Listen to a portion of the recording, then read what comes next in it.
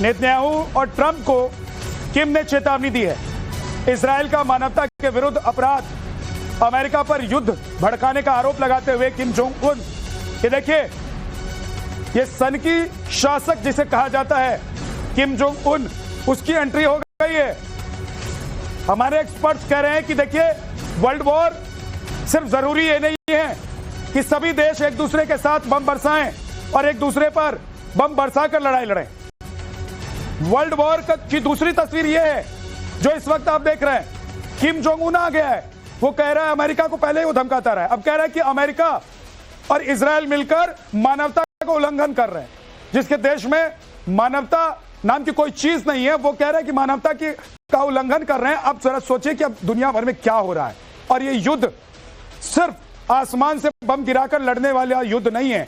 इस युद्ध में अलग अलग मोर्चे पर जो लोग खड़े हैं, जो देश खड़े हैं, वो अपने अपने तरीके से युद्ध को आगे बढ़ा रहे हैं। और अब बात इस जंग में उत्तर कोरिया की एंट्री की। किम जोंग ने बड़ी चेतावनी दी है। क्या कहा है आपको बता देता हूं। ट्रंप और नेतन्याहू को चेतावनी दी है किम जोंग उन ने। इजराइल का क्राइम मानवता के खिलाफ है। नए व्यापक युद्ध की ओर दुनिया को धकेलने वाला ये कदम है। इजराइल के अपराध में अमेरिका शामिल है। इजराइल और यूएस मिडिल ईस्ट की शांति के लिए कैंसर है। ट्रंप की बयानबाजी विनाश का संकेत है।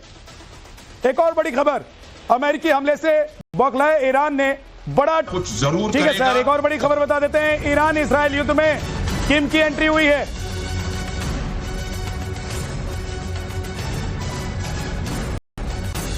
नेतन्याहू और ट्रंप को किम ने चेतावनी दी है। इजराइल का मानवता के विरुद्ध अपराध, अमेरिका पर युद्ध भड़काने का आरोप लगाते हुए किम जोंग उन, ये देखिए, ये सन की शासक जिसे कहा जाता है किम जोंग उन, उसकी एंट्री हो गई है। हमारे एक्सपर्ट्स कह रहे हैं कि देखिए, वर्ल्ड वॉर सिर्फ जरूरी ये नहीं है कि सभी देश एक दूसरे के साथ बम बरसाएं और एक दूसरे पर बम बरसा कर लड़ाई लड़ें। वर्ल्ड वॉर की दूसरी तस्वीर यह है जो इस वक्त आप देख रहे हैं। किम जोंग उन आ गया है, वो कह रहा है, अमेरिका को पहले ही वो धमकाता रहा है, अब कह रहा है कि अमेरिका और इजराइल मिलकर मानवता का उल्लंघन कर रहे हैं। जिसके देश में मानवता नाम की कोई चीज नहीं है, वो कह रहा है कि मानवता का उल्लंघन कर रहे हैं। अब जरा सोचिए कि अब दुनिया भर में क्या हो रहा है। और ये युद्ध सिर्फ आसमान से बम गिराकर लड़ने वाला युद्ध नहीं है। इस युद्ध में अलग अलग मोर्चे पर जो लोग खड़े हैं, जो देश खड़े हैं, वो अपने अपने तरीके से युद्ध को आगे बढ़ा रहे हैं। और अब बात इस जंग में उत्तर कोरिया की एंट्री की। किम जोंग ने बड़ी चेतावनी दी है। क्या कहा है आपको बता देता हूं। ट्रंप और नेतन्याहू को चेतावनी दी है किम जोंग उन ने। इजराइल का क्राइम मानवता के खिलाफ है। नए व्यापक युद्ध की ओर दुनिया को धकेलने वाला ये कदम है। इजराइल के अपराध में अमेरिका शामिल है। इजराइल और यूएस मिडिल ईस्ट की शांति के लिए कैंसर है। ट्रंप की बयानबाजी विनाश का संकेत है। एक और बड़ी खबर, कुछ जरूर ठीक है सर, एक और बड़ी खबर बता देते हैं। ईरान इजराइल युद्ध में किम की एंट्री हुई है।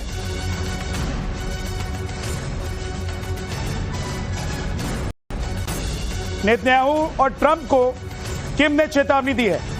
इजराइल का मानवता के विरुद्ध अपराध, अमेरिका पर युद्ध भड़काने का आरोप लगाते हुए किम जोंग उन, ये देखिए, ये सन की शासक जिसे कहा जाता है किम जोंग उन, उसकी एंट्री हो गई है। हमारे एक्सपर्ट्स कह रहे हैं कि देखिए, वर्ल्ड वॉर सिर्फ जरूरी ये नहीं है कि सभी देश एक दूसरे के साथ बम बरसाएं और एक दूसरे पर बम बरसा कर लड़ाई लड़ें। वर्ल्ड वॉर की दूसरी तस्वीर यह है जो इस वक्त आप देख रहे हैं। किम जोंग उन आ गया है, वो कह रहा है, अमेरिका को पहले ही वो धमकाता रहा है, अब कह रहा है कि अमेरिका और इजराइल मिलकर मानवता का उल्लंघन कर रहे हैं। जिसके देश में मानवता नाम की कोई चीज नहीं है, वो कह रहा है कि मानवता का उल्लंघन कर रहे हैं। अब जरा सोचिए कि अब दुनिया भर में क्या हो रहा है। और ये युद्ध सिर्फ आसमान से बम गिराकर लड़ने वाला युद्ध नहीं है। इस युद्ध में अलग अलग मोर्चे पर जो लोग खड़े हैं, जो देश खड़े हैं, वो अपने अपने तरीके से युद्ध को आगे बढ़ा रहे हैं। और अब बात इस जंग में उत्तर कोरिया की एंट्री की। किम जोंग ने बड़ी चेतावनी दी है। क्या कहा है आपको बता देता हूं। ट्रंप और नेतन्याहू को चेतावनी दी है किम जोंग उन ने। इजराइल का क्राइम मानवता के खिलाफ है। नए व्यापक युद्ध की ओर दुनिया को धकेलने वाला ये कदम है। इजराइल के अपराध में अमेरिका शामिल है। इजराइल और यूएस मिडिल ईस्ट की शांति के लिए कैंसर है। ट्रंप की बयानबाजी विनाश का संकेत है। एक और बड़ी खबर, अमेरिकी हमले से बौखलाए ईरान ने बड़ा अटैक किया है और ईरान कह रहा था कि चुप नहीं बैठेगा। अब ईरान ने बड़ा अटैक किया है। इजराइल के हाइफा पर ईरान ने भीषण हमला किया है। देखिए जरा तस्वीरों में कितना भीषण हमला है ये। ईरान ने एक के बाद एक कई मिसाइलें दाग दी हैं। अटैक के बाद आसमान में धुएं का गुब्बार दिखाई दे रहा है। सिर्फ ये ईरान का पलटवार है। अमेरिका के हमले के बाद ईरान ने इजराइल पर हमला कर दिया है। एक और बड़ी खबर आपको बता देता हूं, ईरान के हमले से इजराइल में हालात बिगड़ गए। तेल अवीव से हाइफा तक हमले के सायरन बज रहे हैं इस वक्त। अमेरिकी हमले के बाद ईरान का ताबड़तोड़ हमला, और देखिए सायरन की आवाज सुन सकते हैं। सड़क पर अफरा तफरी और धुआं धुआं, ये पूरा शहर।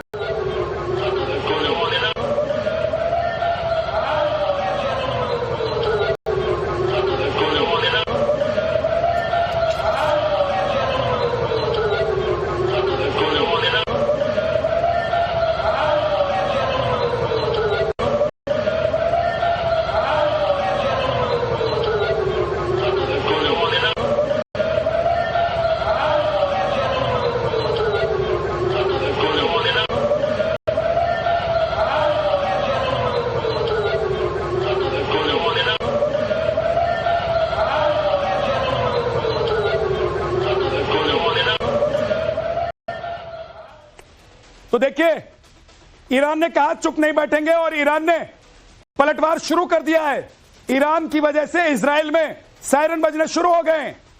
कई शहरों में इस वक्त सायरन बज रहे हैं। हमारे साथ कमांडर वीके जेटली सर हैं। जेटली सर, ईरान चुप नहीं बैठेगा, लेकिन कब तक लड़ेगा?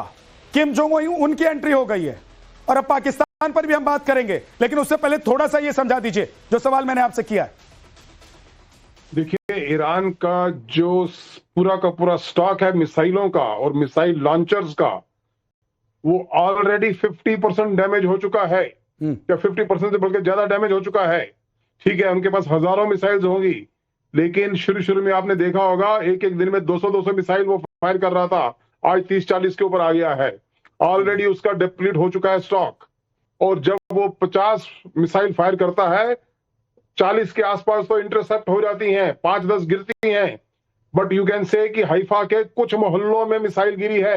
बार बार उसी मिसाइल को दिखाने का मतलब ये नहीं कि हाइफा शहर पूरा तबाह हो गया या तेल अवीव पूरा तबाह हो गया, ऐसा नहीं है। वहां के कुछ एरियाज में डैमेज जरूर हुआ है, लेकिन इजराइल के अंदर भी काफी शक्ति है। देखा जाए तो इजराइल बहुत ही छोटा कंट्री ईरान के मुकाबले में, लेकिन फिर भी 1000+ किलोमीटर लंबाई में है और चौड़ाई में भी 100 किलोमीटर से ऊपर है वो। तो इतनी आसानी से इजराइल को पूरी तरह बर्बाद नहीं कर सकता ईरान। एक नया वीडियो आ गया सर, वो बता देता हूं, जरा दिखा देता हूं। आप क्योंकि जिक्र कर रहे हैं कि एक ही वीडियो को बार बार देखकर यह अंदाजा नहीं लगाया जा सकता है कि किसी शहर को पूरी तरीके से तबाह कर दिया गया है, लेकिन जो नया वीडियो आया है वो अपने दर्शकों को दिखा देते हैं। हाइफा में ईरान के अटैक का ये नया वीडियो है। ईरान के रिहायशी इलाके को निशाना बनाया गया है।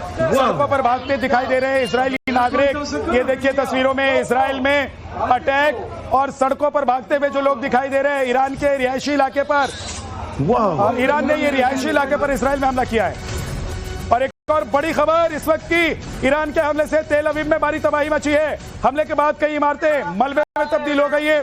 हमले में 14 लोगों के गंभीर घायल होने की भी खबर है। तस्वीरें देखिए, पूरा इलाका खंडर में तब्दील हो चुका है। चारों तरफ मलबा ही मलबा नजर आ रहा है। बताया जा रहा है कि हमले में 14 लोग गंभीर रूप से घायल हैं। तेल अवीव में इस वक्त अफरा तफरी का माहौल है। ये तेल अवीव है इजराइल का, जहां पर जबरदस्त अटैक ईरान की तरफ से किया गया है। इजराइल से तबाही की एक और तस्वीर। तेल अवीव में कई जगहों पर जोरदार धमाकों की आवाज सुनाई दी है। चारों तरफ तबाही के निशान की भी तस्वीरें सामने आ रही है। ये तेल अवीव की तस्वीर है जिसमें आप देख रहे हैं कि कैसे ईरान और इराक, लेकिन एंट्री जब अमेरिका की हुई तो युद्ध और भयंकर होता हुआ नजर आ रहा है। लेकिन इस बीच पाकिस्तान का भी बकरा कट गया है। प्रोफेसर कपिल कुमार हमारे साथ हैं। प्रोफेसर साहब, सर कपिल सर, मैं ये जानना चाह रहा हूं कि इसमें पाकिस्तान का बकरा कट गया है। पाकिस्तान गया था अमेरिका के पास, दुनिया में मैसेज फैला है कि देखो भारत और पाकिस्तान के बीच होने के बावजूद हमको बुला लिया गया, लेकिन वहां तो समझाया गया था कि भाई तुम ईरान के खिलाफ तुम्हारी जमीन को कैसे हम इस्तेमाल करेंगे, तुम्हारे पास जो जो हमने सामान रखा है, साजो सामान, उसका इस्तेमाल करने की जरूरत पड़ सकती है। इधर देखिए, इस्लामिक पाकिस्तान मुल्क जो सर, है हमारे इधर इस्लामिक तो- मुल्कों ने तय कर लिया है कि पाकिस्तान का बकरा काटेंगे। चीन वैसी नाराज हो गई जो जुबान निकालकर हमारे पैर चाटता था, वो अमेरिका के पास चला गया फिर से। मैं आपको एक